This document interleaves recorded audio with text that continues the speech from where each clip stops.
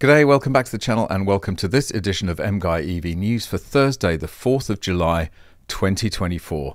Please make sure you're subscribed and make sure you enable all notifications so you never miss another video.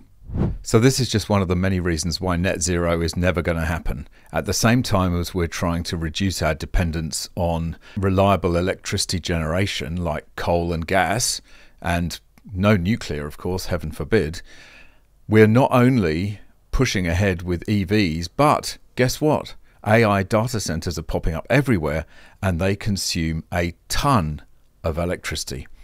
And poor old Google, not looking good for being net zero by 2030. Google's carbon emissions surged nearly 50% due to AI energy demand. Oh dear, how sad. Never mind. Google's emissions surged nearly 50% compared to 2019, the company said Tuesday in its 2024 environmental report. The news marks a setback in Google's goal to achieve net zero emissions by 2030. A setback, that is a classic understatement. It's an absolute disaster. The company attributed the emissions spike to an increase in data center energy consumption and supply chain emissions driven by rapid advancements in and demand for AI. Google's emissions surged nearly 50% compared to 2019, the company said Tuesday in its 2024 environmental report, marking a notable setback in its goal to achieve net zero emissions by 2030. Oops, how embarrassing. Google's emissions also increased 13% year over year in 2023, per the report. The company attributed the emissions spike to an increase in data center energy consumption and supply chain emissions driven by rapid advancements in and demand for artificial intelligence. The report noted that the company's total data center electricity consumption grew 17% in 2023. Well, good luck getting to net zero. Good luck abandoning reliable coal and gas when electricity demand is going through the roof and will continue to do so. Oh, and good luck keeping the grids going while this is all happening as well. And this is yet another indication that people are heading towards hybrids rather than pure EVs because they're actually practical.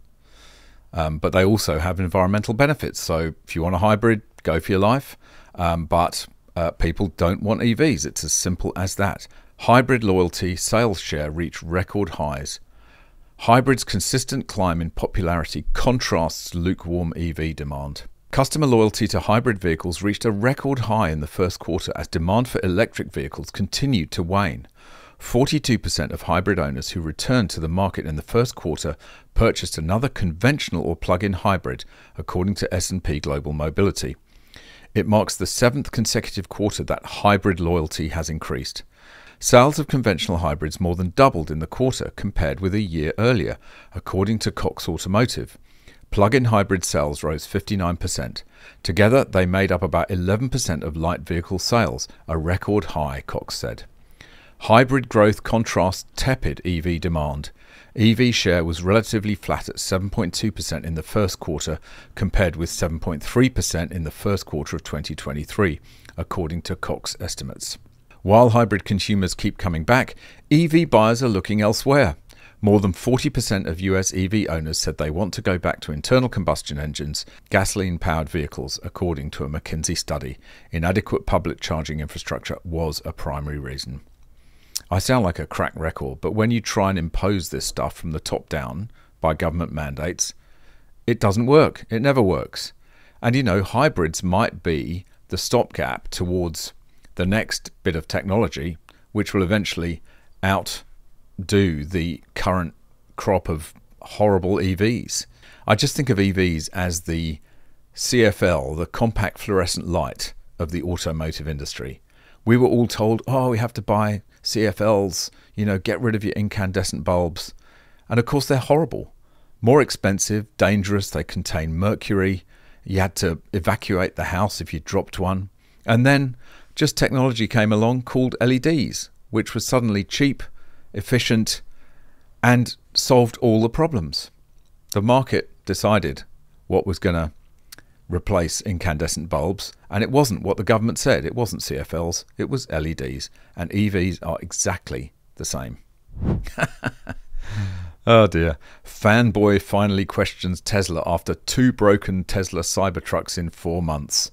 The owner's second Cybertruck was essentially a giant brick in the hands of Tesla service. Tesla Cybertruck owners are willing to put up with a lot in order to own one of these massive trucks. One true believer finally found fault in the truck's design after the replacement for his first Cybertruck died. It's safe to say if you own a Cybertruck, you're likely at least sipping the Tesla Flavor Aid, but ex-user Lamar MK is chugging it. He owned a Model Y for a while and he added a Cybertruck back in March. 2 weeks after taking delivery, his Cybertruck failed on the side of the road, throwing all kinds of error messages, as he documented on his YouTube channel. He made it back home and Tesla service came to pick up the truck to see what was going on with it. There were other issues he wanted them to look at as well, like the windshield having what he described as a line or ripple in it, the driver's seat being too close to the center console, and the headliner trim sagging. Stuff happens and we just have to work through it, Lamar says in the video.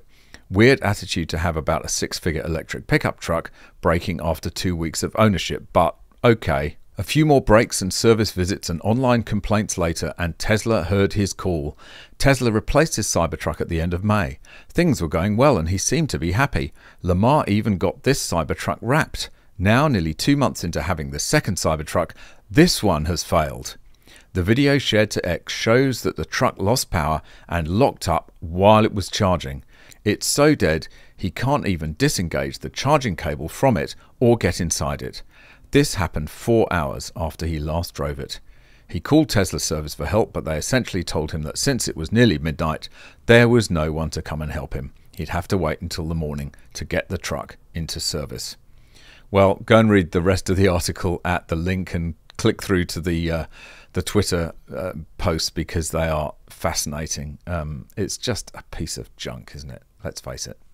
So because everything is going more towards electrification, computerizing everything, making everything smart, making cars smart, making every device connect to the internet, guess what? It opens up massive opportunities for cyber attacks, and the FBI is now warning about this: renewable energy systems vulnerable to cyber attacks. The FBI has issued an official alert to the public about the potential for malicious cyber actors to disrupt power generation, steal intellectual property, or hold critical information for ransom within the US renewable energy sector. It's hard to do that when you're just got a tank of diesel in the yard, isn't it? The warning comes as federal and local governments increasingly advocate for renewable energies, expanding the industry and creating more opportunities for cyber threats. According to the FBI, a 2019 incident underscored these risks when a private company lost visibility into approximately 500 megawatts of its wind and photovoltaic sites across California, Utah, and Wyoming due to a denial of service attack exploiting an unpatched firewall. It's the same with cars. I mean, they're constantly connected. They're constantly stealing your data. They're constantly watching you. They're constantly watching outside. And it's just the same with the bigger infrastructure that supports all the nonsensical net zero transition. All connected, all internet dependent, just takes a bit of a hack and you could take an entire power grid down. So if you were looking for that $25,000 EV, here it is. Fisker seeks bankruptcy judge's approval to sell Ocean EVs for $14,000 each. Bargain. Actually, no, it's not a bargain. It's not even a bargain at $14,000. Don't even touch it. The Ocean's fire sale pricing compares with some variants that originally cost about $70,000. The EV maker then lowered the sticker to about $25,000. Fisker has asked a bankruptcy judge overseeing its Chapter 11 proceedings to approve the sale of more than 3,000 Ocean electric crossovers in its inventory for about $14,000 per car to a vehicle leasing company. Following the judge's nod, Fisker will be able to offload 3,321 electric vehicles to New York-based American Lease for $46.25 million, according to a court filing on Tuesday.